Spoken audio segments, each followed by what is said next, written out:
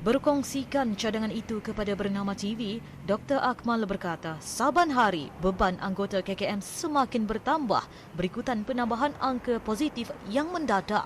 Pada ketika ini, KKM bukan sahaja dipertanggungjawabkan merawat pesakit, tetapi dibebani dengan kerja-kerja pentadbiran lain.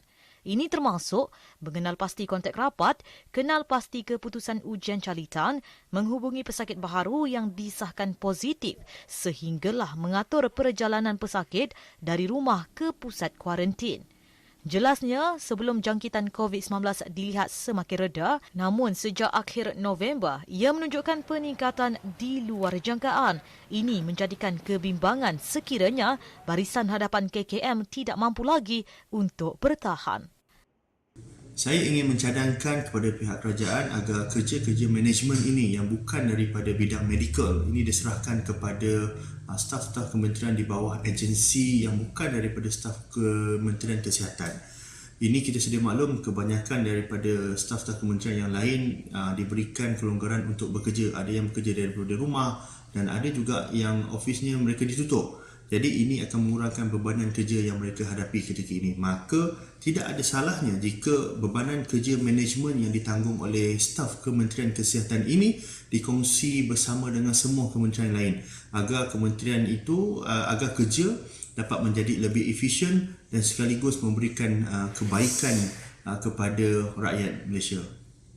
Dr. Akmal berkata pandemik ini sudah setahun melanda dunia. Sehubungan itu, beliau mencadangkan agar kerajaan mempertimbangkan satu polisi dan langkah lebih proaktif agar masyarakat dapat turut sama memikul tanggungjawab sebagai barisan hadapan membantu KKM.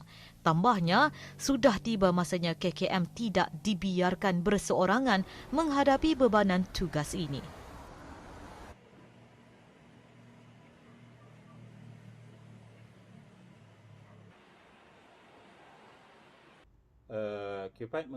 Sementara itu, Kongres Kesatuan Pekerja-Pekerja di dalam Perkhidmatan Awam QPEX menyokong penuh saranan sekiranya kerja pentadbiran diberikan kepada penjawat awam di kementerian lain.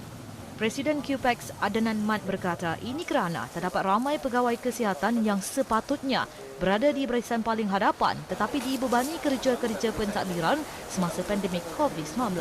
QPEX berharap supaya Kementerian Kesihatan dapat membuat pengagihan semula pengkhususan kepada kepakaran untuk digembleng sepenuhnya sepanjang musim COVID ini pada masa yang sama. Walaupun kita bekerja sebahagiannya daripada rumah ataupun work from home, mereka-mereka yang di peringkat pentadbiran ini boleh dipanggil semula ke jabatan-jabatan untuk menguruskan kerja-kerja pentadbiran dalam pengurusan kes COVID yang kita rasa pada ketika ini amat kritikal.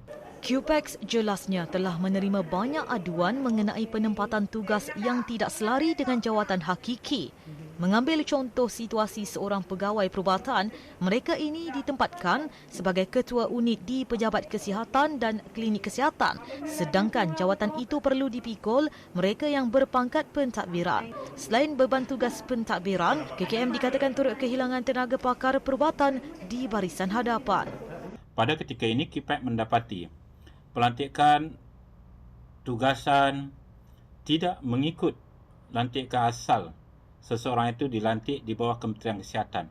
Banyak penempatan-penempatan yang dibuat tidak mempunyai pengkhususan kerja. Sebaliknya, kita kerugian dari segi kepakaran yang mereka ada kerana kepakaran yang mereka ada itu perlu kita tugaskan sebagai frontliner, tetapi mereka ini telah ditugaskan di peringkat pentadbiran.